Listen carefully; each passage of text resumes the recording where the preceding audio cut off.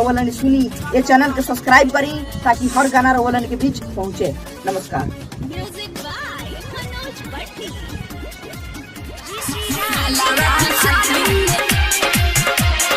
DJ पे कमर हिलाएंगे, मलाला के शादी में जाएंगे।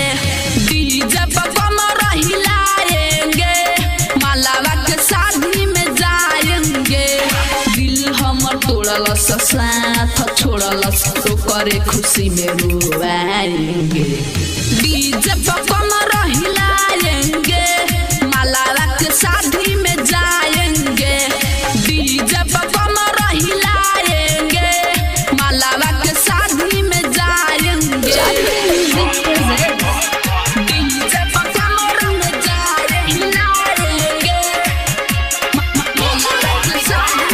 राज स्टूडियो स्टेशन रोड सुगौली। कहला कि हमारा से वादा नहीं तोड़ब, सात जन्म में साथ नहीं छोड़ब। सुना ना, कहला कि हमारा से वादा नहीं तोड़ब, सात जन्म में साथ नहीं छोड़ब। ओकरे खुशी में मर जाएंगे, डीजे पे कमर हिलाएंगे। दिल हमर तोड़लस साथ छोड़लस ओकरे खुशी में रोएंगे। डीजे पे कमर हिलाएंगे, मलाला के शादी में जाएंगे। डीजे पे कमर हिलाएंगे, मलाला के शादी में जाएंगे। डीजे पे कमर हिलाएंगे, मलाला के शादी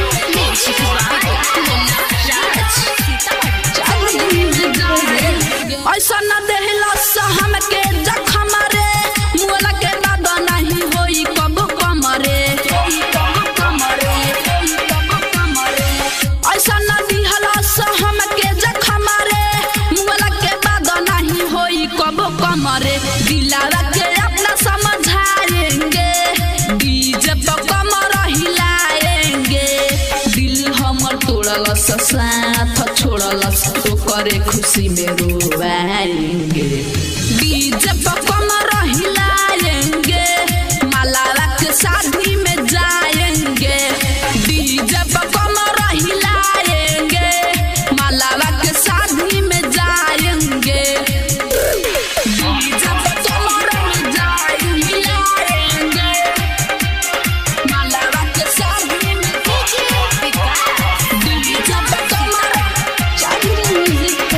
अनुज बिहारी के धैल साथ रे, कौशल बेदर्दी के छोड़ देल साथ रे।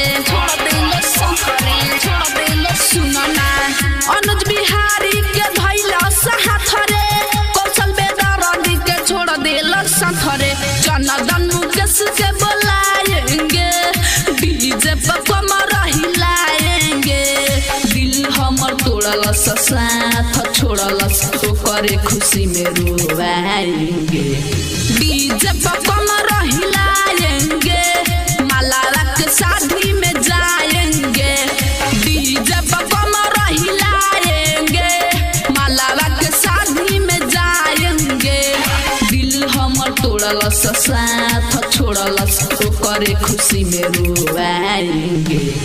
डीजे पे कमर हिलाएंगे, मलाला के शादी में जाएंगे। डीजे पे कमर हिलाएंगे, मलाला के शादी में जाएंगे। रवलन सुनी ये चैनल के सब्सक्राइब करी ताकि हर गाना रवलन के बीच पहुंचे। नमस्कार।